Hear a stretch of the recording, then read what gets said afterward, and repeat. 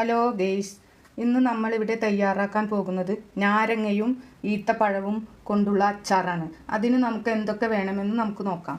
ഇതാ കാശ്മീർ മുളക് പൊടിച്ചെടുത്ത പൊടിയാണിത്. പിന്നെ നമുക്ക് ഉപ്പ് ആവശ്യത്തിന്, ഉലുവപ്പൊടി ആവശ്യത്തിന്, പിന്നെ ഒരു ചെറിയ കഷ്ണം ഇഞ്ചി, പിന്നെ മുളക് കടയിൽ നിന്ന് വാങ്ങുന്ന മുളകാണെങ്കിൽ ഒരു 4 എണ്ണം ചേർക്കാം. അല്ലെങ്കിൽ ഇത് വീട്ടിലുണ്ടായ മുളകായ കാരണം ഒരു 9 മുളക് എടുത്തിട്ടുണ്ട്.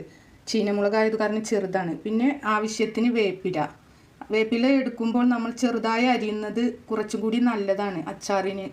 പിന്നെ കുറച്ച് അച്ചാർ പൊടി, പിന്നെ വെളുത്തുള്ളി 3 കുടം വെളുത്തുള്ളിയാണ്. ഇത് കായപ്പൊടി, ലേശം കായപ്പൊടിയും ചേർക്കാം.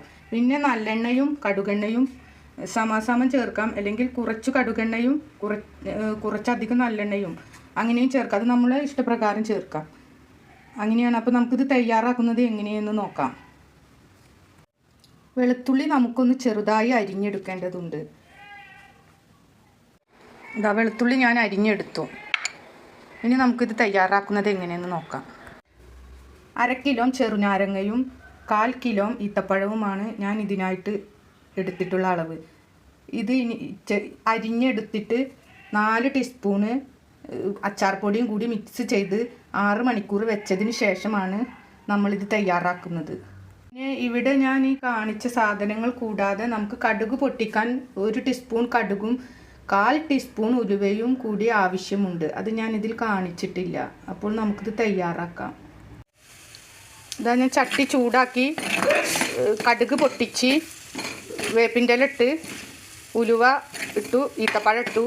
ഇനി ആദ്യം ഈത്തപ്പഴം ഇടുന്നത് ഒന്ന് സോഫ്റ്റ് ആവാൻ വേണ്ടിയാണ്. അതിന് ശേഷമാണ് ചെറുനാരങ്ങ ഇട്ട് കൊടുക്കുക.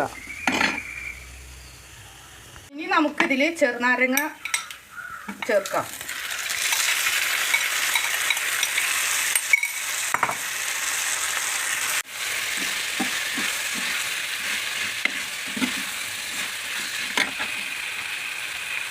ഇനി ഉപ്പ് ചേർക്കാം. ഉപ്പ് നമ്മൾ ചേർത്തതിന് ശേഷം കുറവുണ്ടോ എന്ന് നോക്കിയിട്ട് വീണ്ടും ചേർക്കണം.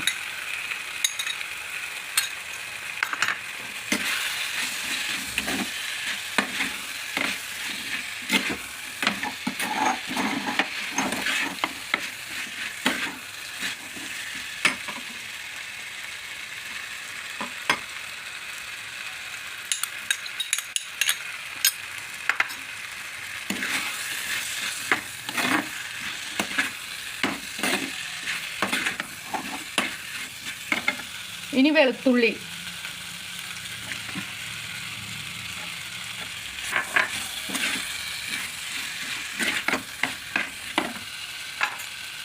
ഉലുവപ്പൊടി 2 ടീസ്പൂൺ,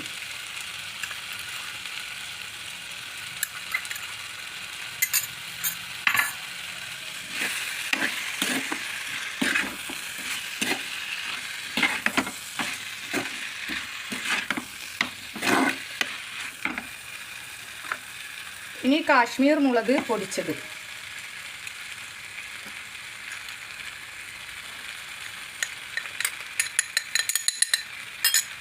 ഇത് 15 കാശ്മീർ മുളകാണ്.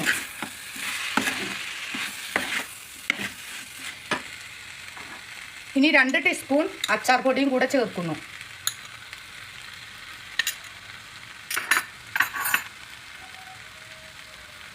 ഒരു ടീസ്പൂൺ കായപ്പൊടി. കായപ്പൊടി നമ്മൾ അച്ചാറിട്ട് കഴിഞ്ഞതിന് ശേഷം ആവശ്യത്തിന് ശുർക്കയും ചേർത്ത് ലേശം അതിന് മേലെ ഇട്ട് കൊടുക്കുന്നത് നല്ലതാണ്. ഇനി നമുക്കിതിന് ആവശ്യത്തിന് സുർക്ക ഒഴിക്കാം.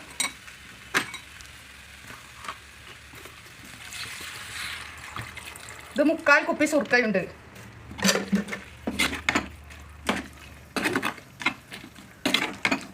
ഒന്ന് തിളച്ച് കഴിഞ്ഞാൽ ഇത് ഓഫ് ചെയ്യാം.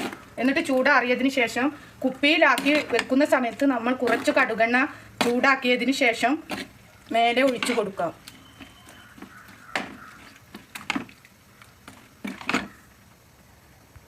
ഇതിപ്പോൾ തിളച്ചു കഴിഞ്ഞ് നമുക്ക് ലേശം കൂടെ കായപ്പൊടി വെതറുന്നുണ്ട്. ഇനി നമുക്ക് ഓഫാക്കി വെക്കാം. ഇനി തണുത്തതിന് ശേഷം കുപ്പിയിലാക്കുക.